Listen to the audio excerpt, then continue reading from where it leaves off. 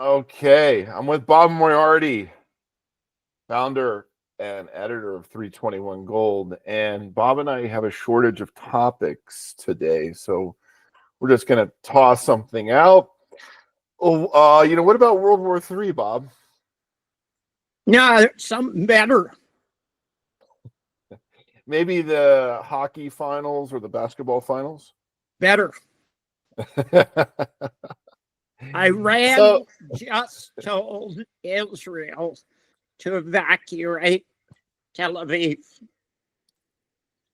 yeah, it's a pretty crazy time, and it's clear that Iran has some pretty good capabilities with its arsenal of missiles, including the hypersonic ones. But it looks like Israel has air superiority at this point. Doesn't make any difference. They ain't got any weapons. Okay. Okay, So, literally, they may have air superiority over Iran, but they lack all air-to-air, not air-to-air. They lack all ground-to-air coverage over Israel. Now, there are some things that are so simple to understand that it doesn't take a genius to understand. Israel has 9 million people. Iran has 90 million people. How does a country, a big country, of a small country of 9 million people defeat big country of 90 million people? And it's only one way. nuclear weapon? Thank you. Okay, now let me go you one better. The United States is knee-deep in this. I can prove it with some facts and logic. Do you happen to remember the name of the person who's the DNI of the United States Director of National Intelligence? Tulsi Gabbard? Thank you. Very good. Okay. 2 weeks ago, she came out and made a speech.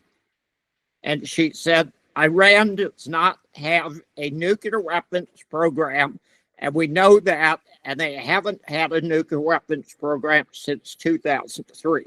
Now, I'm going to point out the obvious now that wasn't obvious then.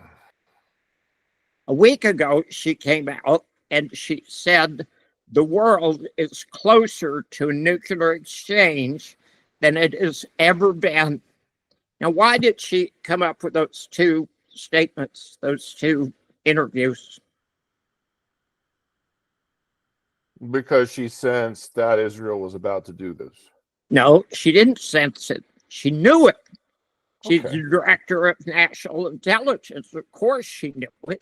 What she was trying to do is warn Americans, okay, that some very dangerous things were happening.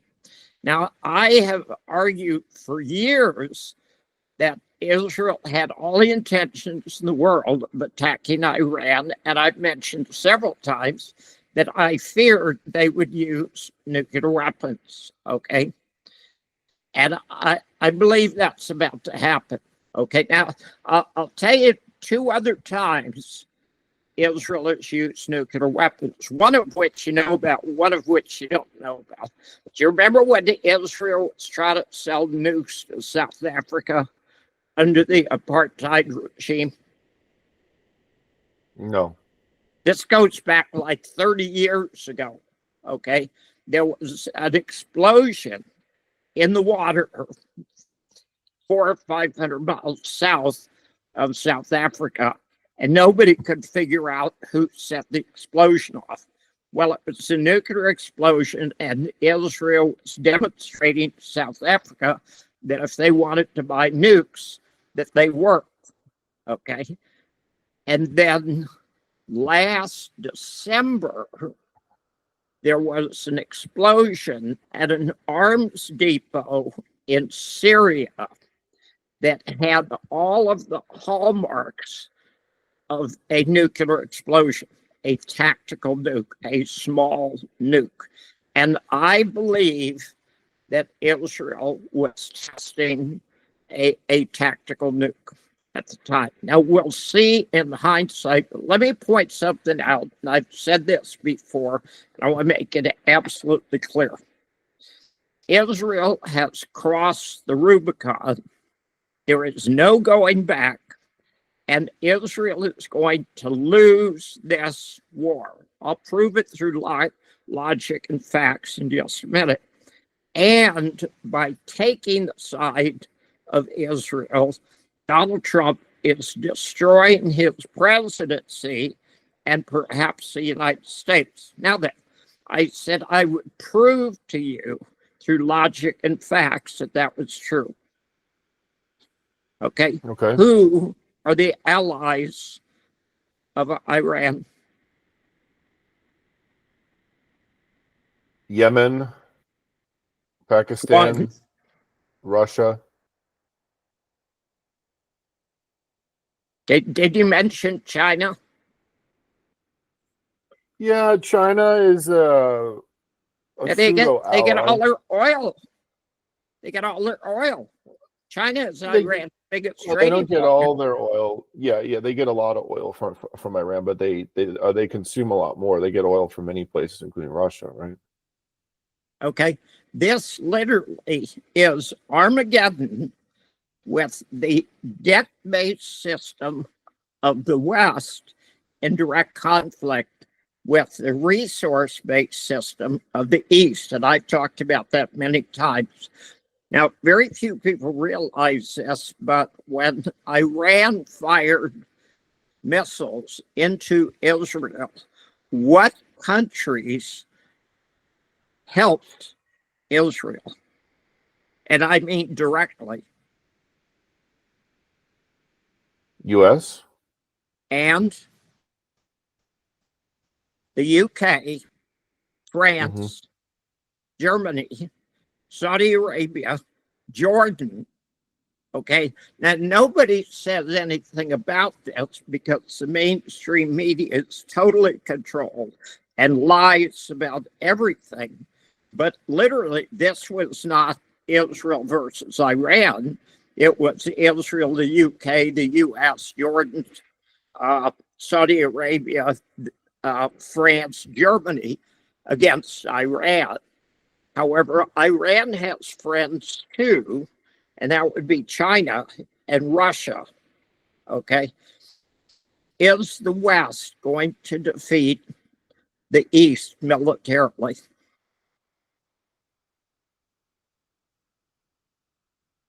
I mean, it's not the U.S. is not going to fight China. I mean, if that's what you're asking. Let me tell you, this is a battle against China. If the United States allows Israel to attack the Iranian oil fields, that is a direct attack on China, and China knows it. Okay, so let me. Oh, okay. So let me interject here. Sure. A few facts, right? There's a lot of BS on the internet, and you and I both read some BS from time to time, and we can't avoid it. But let's look at facts. So the facts are the Israelis have full air superiority over Iran right now. The facts are that Iran has these hypersonic weapons that have done a lot more damage than I think some people realized. Facts are also that the price of oil is not that high even this morning, 71, 72 a barrel. If you had asked me a week ago, where would WTI or Brent crude oil prices be with a full-scale gloves off war between Iran and Israel, and I would say 80 or 90 at least, and I would have been wrong. How about gold? How about gold? I don't think this is. I'm not. No. Hang on. You're missing my point. Mm-hmm. I've seen predictions that gold was going to go up hundreds of dollars in a day. You're making the point that silver isn't saying there's going to be a war. Gold is not saying there's going to be a war. The stock market's not saying there's going to be a war. And certainly petroleum. So gold, first of all, I would never buy gold as a war trade. Never. As a veteran of 25 years in the gold market, I've learned so many times, you buy gold for monetary policy reasons. You buy gold for inflation hedge reasons. You buy gold for the yuan taking over as the reserve currency, or helping to counter the dollar as the reserve currency. You buy gold for a number of reasons.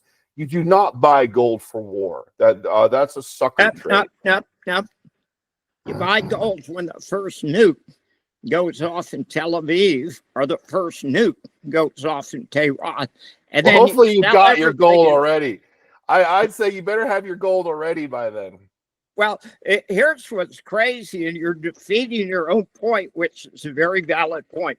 There is nothing in the stock market or the commodities market saying this is anything more than a blip on the horizon. Yeah, that's my point. Yeah, that's my point. Exactly. And that's a very valid point. And the issue is, which is correct?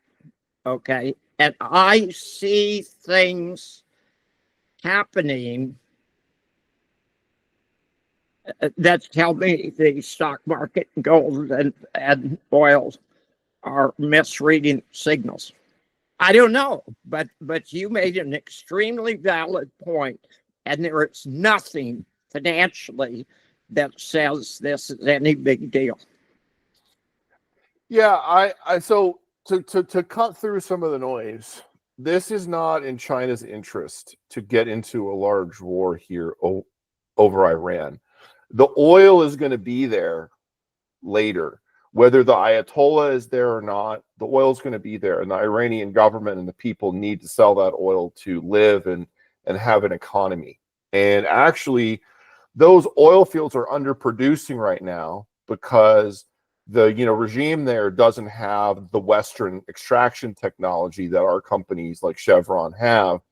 So actually, the best thing for China would be for the regime of Iran to be, gone, and a new government to come in and allow Western companies to pump out even more oil, quite frankly, or even Chinese companies to pump out more oil, So I believe in markets, and markets are telling me this is not World War III. Your read of the markets could be accurate. I mean, you picked up on something that's very important, and it's a question of whether it's real or not, and we're not going to know. And you pointed out the regime change in Iran could be good for the world. But I'm going to point out that if we had regime change in Israel, we could stop the genocide in Gaza. We could stop the genocide in the West Bank. We could stop the genocide in Syria. We could stop the genocide in Lebanon. We could stop the genocide in Yemen. Okay. And here's what's crazy. Supposedly, they started this war to eliminate Iran's nuclear capability, which doesn't exist. We know that because of Tulsi Gabbard. But there is a nuclear armed state in the Middle East that is at constant war with all their neighbors, and who have somewhere between 200 and 400 atomic bombs. Are you familiar with the Samson Directive? No. Okay.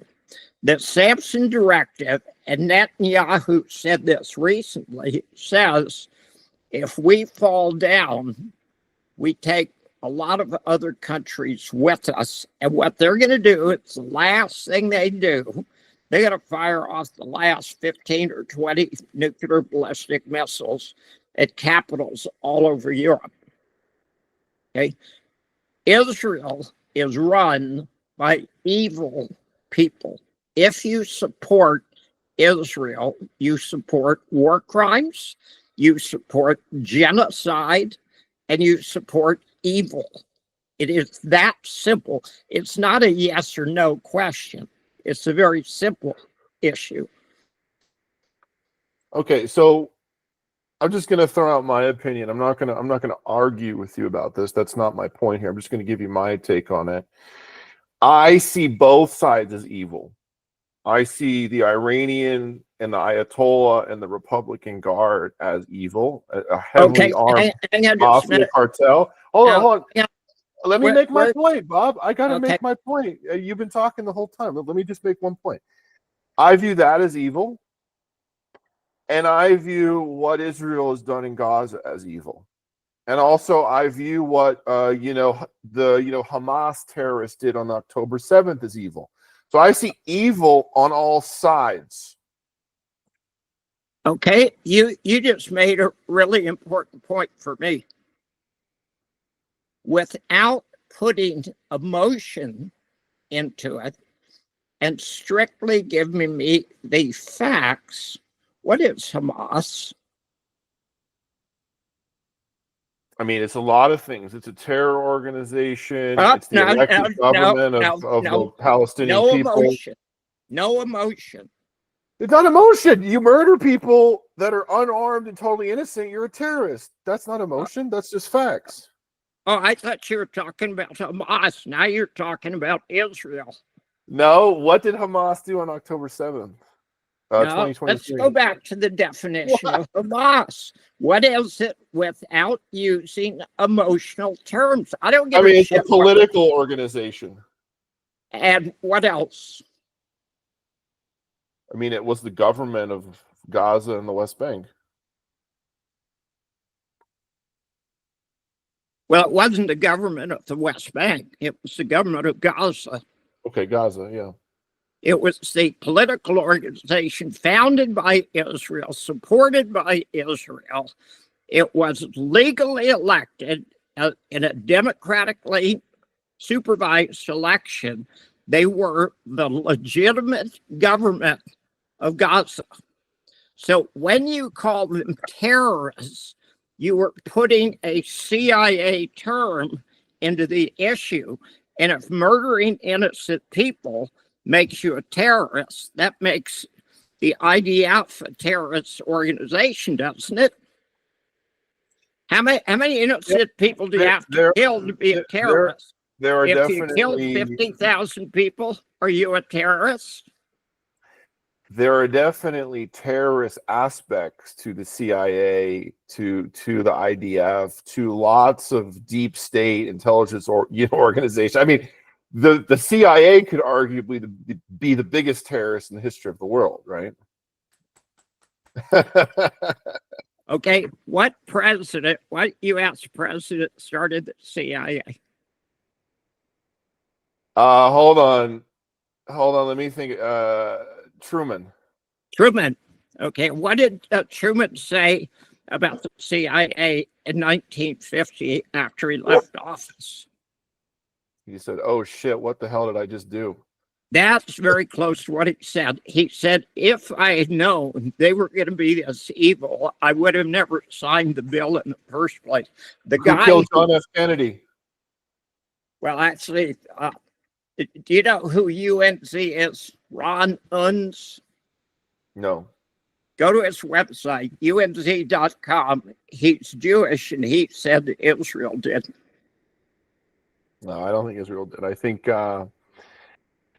Lyndon Johnson and some of his Texas CIA buddies set it up real nice that day.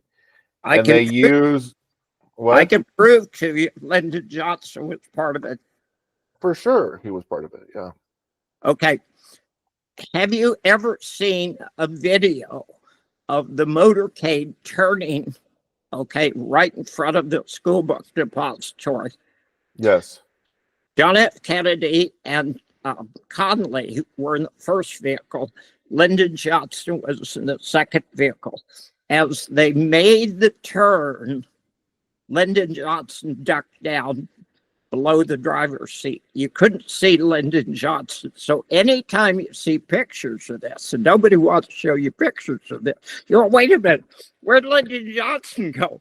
Does he think something's about to happen here? So there's no question Lyndon Johnson was part of it.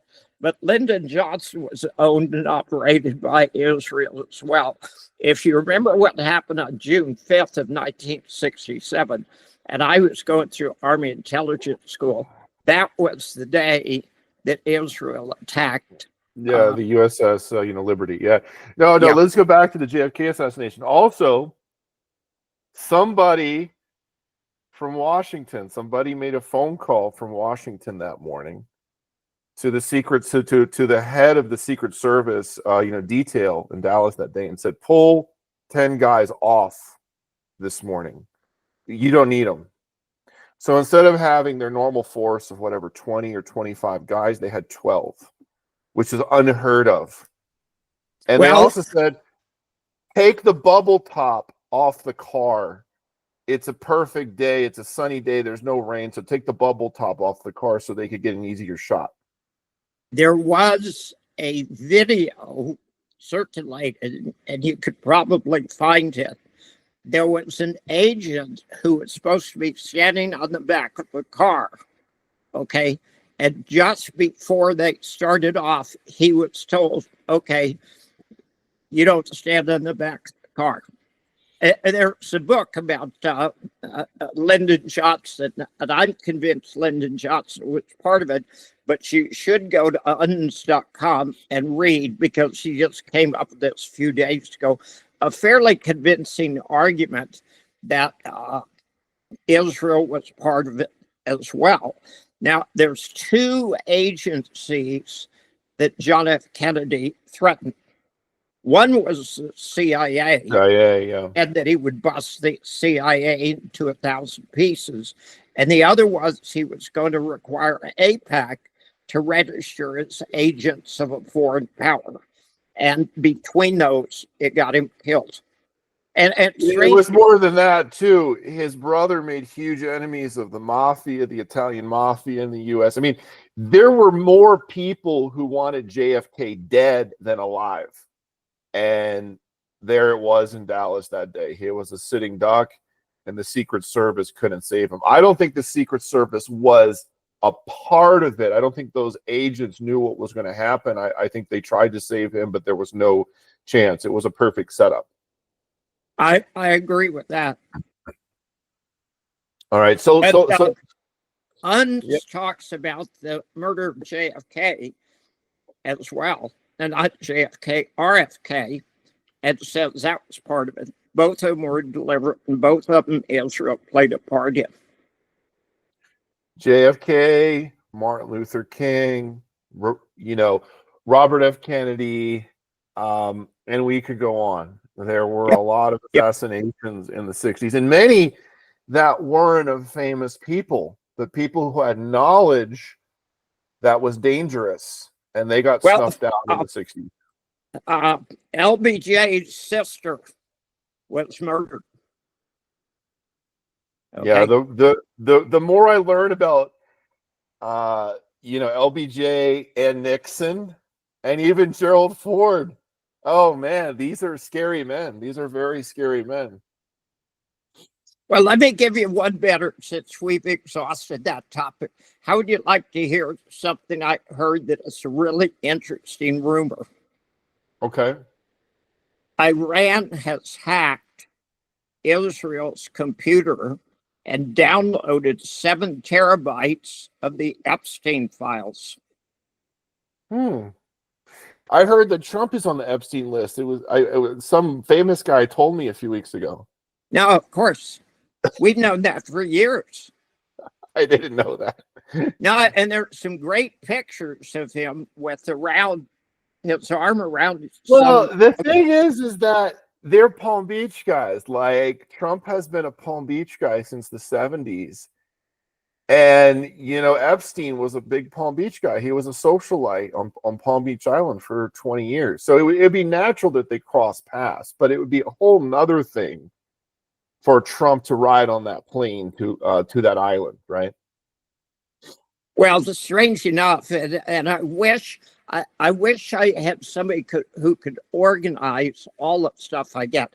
I get 150 emails a day, and somebody sent me a picture recently with Epstein, a 16-year-old girl, and Trump, had his arm around the young girl. And face it, it would not take much of a stretch to believe that Trump would be quite willing to bang some 16-year-old. He's a serial bankrupt. He's a serial divorcee. His idea of foreplay is grab him by the pussy. All right, I'm going to leave that one there. I don't have anything to add on that one. But let's go back to gold, because we're probably both most well known for gold. You read my article. You linked to it about the 1970s gold bull market, how it peaked on January 21st, 1980, when Volcker really got aggressive with raising interest rates and crushed gold. What are the parallels that you see? I mean, you lived through that late 70s gold bull market. What are the parallels that you see between now and then? And what are the key differences between now and then? Time. That's the only difference. It's the same thing. We are going to have a bull market in gold. We're going to have a bull market in silver. To give you an idea of the magnitude of the moves, platinum's got up $400 in the last 3 weeks. Okay, silver's up, and I believe it has broken out at 36. And I will absolutely concede, and you're totally correct, the markets are not saying anything bad's about to happen. Now, we don't know if that's true or not. We're only going to know in hindsight. However, gold is down a little bit today. Silver is up. Platinum's up big. Oil is down. Bitcoin's up a little bit. The stock markets are up. So nothing is happening under the financial surface, but we'll see what the future brings. But we will know when the DSI hits 95 or 96. If you go back to April 25th of 2011, and every article I've ever written is still on the web, on April 25th of 2011, I said silver was topping.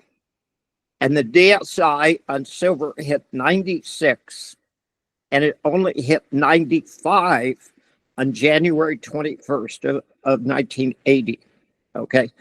When you see the DSI above 95 for either gold or silver or platinum, that will be a top. But I think that's years in the future. I think we're in the very early stages. We're in 1975. Wow. 1975. That's quite surprising, because that's still very early. It's interesting you say that about the DSI, because like what does a DSI of 95 actually signify? It signifies that sentiment is euphoric, and pretty much everybody who could buy has bought now, right? Exactly. Yeah. But it's so interesting how that works, because it could be at like 80 and still be well away from a top. But once it gets to like that super extreme, that's a very strong signal. Well, anything above 90, and I think I think it tracks 41 different commodities. Anything above 90 is euphoric, and it's about to top. And anything below 10 is incredibly pessimistic, and it's about to bottom.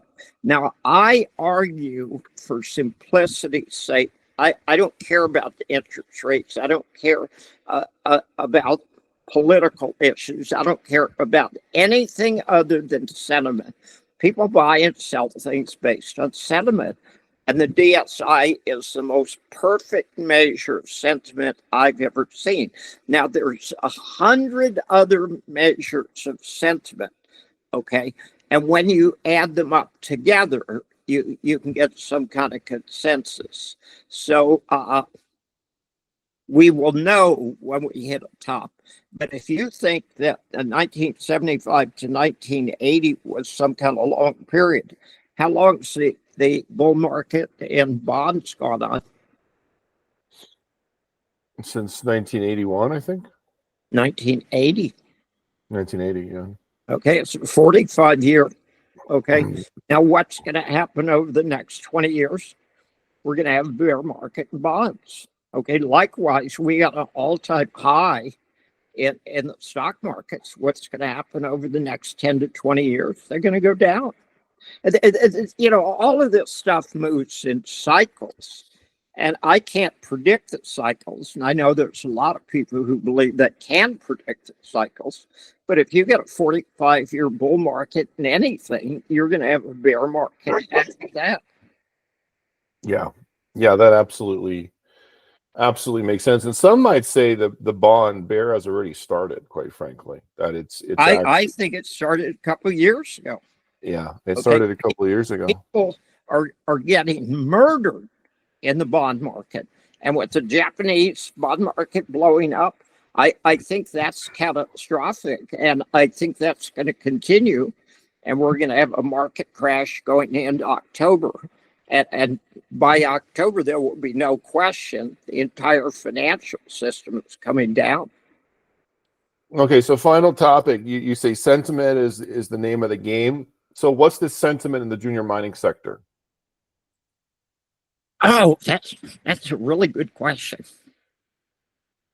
Yeah, I mean, what's the sentiment in the junior mining? I mean, are we in the second inning? Are we in the fifth inning? Where are we in this junior mining sector? Because it's definitely a bull market has started. It's quite evident. But where are we in the bull market? We are. They just finished playing the national anthem, and the Pope has stepped up to the plate to throw the first ball. Okay, so we're not even in the first inning. No, but we're about to start the first inning. Right, we're about to start the first inning. Okay, that's very interesting. Hang on, let me give you some numbers. And I'm looking at the stocks I trade, and obviously these stocks are important to me. One is down, one is up, another is down, another's up, another's up, another's up, another's down. Okay, so about 50% of those were, 40% are down and 60% are up. So, is that today or this year? Yeah, that's just today. Okay. I'm trying to measure the sentiment today. And the sentiment today is not clear. A couple of stocks are doing nicely, and lots of stocks are being really sucky. And it's strange enough, what I'm saying is there's no clear signal from the gold stocks. And frankly, again, my opinion, I think a correction in gold and a correction in the gold stocks would be a really good thing. I'd like to see it. Okay, gold bugs hate. Oh my God! You said gold could go down. Yeah, I mean, people have to understand that markets climb a wall of worry, and so when you have stocks like Newmont and Agnico up whatever 50-60% year to date, and in the case of some of these stocks, they've doubled or tripled in the last year or two. So they have to climb a wall of worry. And so when they go up 5-6 weeks in a row, we're probably going to have a down week or 2 down weeks, or maybe even 3 down weeks. It's just how it goes. And the main thing for newer investors to the sector is you don't chase these stocks when they've risen 6 weeks in a row. You buy when there's some fear in the air and they've been dropping for 5 or 6 days in a row. That's the time. That's the time to accumulate. You don't want to chase when Market Watch and CNBC are talking about Newmont, Well, if it ever is on the front page of the Wall Street Journal, it's time to sell. Have you read John Rubino's latest piece talking about the bull market and gold stocks? No. He's pointing out that based on year-over-year changes in the all-in sustaining cost and the cost of commodities that actually, if the price of gold was steady, a lot of these mining companies would be in trouble. And it's only gold going to $3,500 an ounce that's very good for the market. John Rubino is a brilliant guy, and I highly encourage everyone to read what he's got to say. He's like you, frankly. He talks about things a lot of people don't talk about.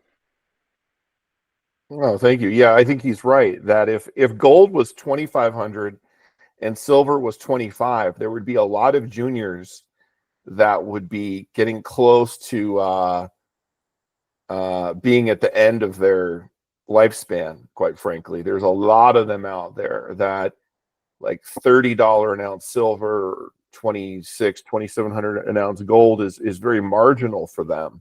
So only this lift into the 3,000s and above 30 in silver has given them a new lease on life. It's actually totally 100% spot on. But meanwhile, companies like Kinross are absolutely minting money at these metal prices. I mean, minting money. And it's not just that one. There's literally a dozen major like senior gold producers that are spitting out in excess of $500 million a quarter in free cash flow. In the case of Newmont, it's well above $1 billion. It'll be interesting to see what these Q2 results are, because they could be phenomenal for some of the big guys, quite frankly. Well, I'll tell you, let's take it one step further. If you're Newmont, what do you do with the money? Buy back your stock. Oh, God, if they do, I'll sell Newmont. They've been buying back their stock. They keep buying back their stock. That's what they do. They need to start replacing their reserves.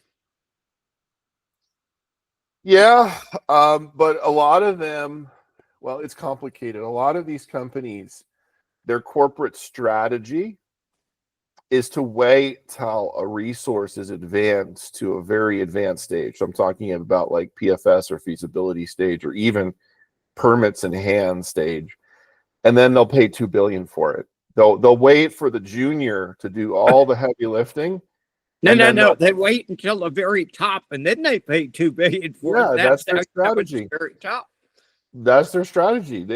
We see it time and time again, like with Filo, right? Like those two companies that bought Filo paid $4.5 billion, right? They waited until there was really no technical risk. The only risk was maybe the prices of the metals and the construction risk, which is substantial. But the deposit is a no-brainer, right? Well, I can't remember what it was. What was the company in Nevada that Newmont bought in 2011 for $2.3 billion? Like Frontier Gold or something like that? Yeah, Frontier. Yeah, that was a disaster. Yeah. Well, here's what's going to happen. It's going to happen again. Okay, there is a axiomatic bit of knowledge that every investor should know: is the bigger the company, the dumber the management. Well, it's interesting because that's one way to look at it. Another way to look at it is how they're incentivized. So with these management teams, they're generally, they're very well compensated. They get a lot of options. They have big salaries. And so their incentive is to keep the job. And so how do you keep your job? You don't do anything really stupid. You just do small, stupid things. But that adds up. Yeah. Well, we see it. We see it. Like, look at how Newmont and Barrick have managed their affairs the last couple of decades, right? We see a lot of small errors. They're never fatal for the company, but yeah, they're damaging. And look at their performance. I mean, just look at the charts. Yeah. All right, Bob. Well, I think this has been a wide-ranging conversation. I feel like we can do one again in a month, no problem. I'm sure there'll be plenty more to discuss. Then hopefully we're all still here and peace does prevail, so some sense comes into the world and what seems like an increasingly crazy world. Boy, you're an optimist. I gotta be. I gotta be. I hate to say it. I have never seen the world as insane as it is today. There's so much crazy stuff. There's 25 Air Force tankers flying across the Atlantic right now to somewhere. Mm-hmm. It's funny because I was thinking that the other day. I was looking at some pictures from the late 60s. And I was, the world looks so much simpler in 1968, 1969. And then I thought about history and I was like, well, a lot of bad stuff happened in 1968 and 1969. I mean, the U.S. was getting heavily involved in Vietnam. Lots of people dying every single day. Martin Luther King was assassinated. I mean, there was a lot of bad stuff that happened. Riots, assassination, war. And strange enough, I mean, we didn't even mention L.A. I believe that there are going to be immigration riots all over the United States. I think that it's organized, and I think it could easily turn into a revolution or a civil war. I see very scary things, and I certainly don't see leadership. We'll leave it on that note. Thank you, Bob. Okay, thank you.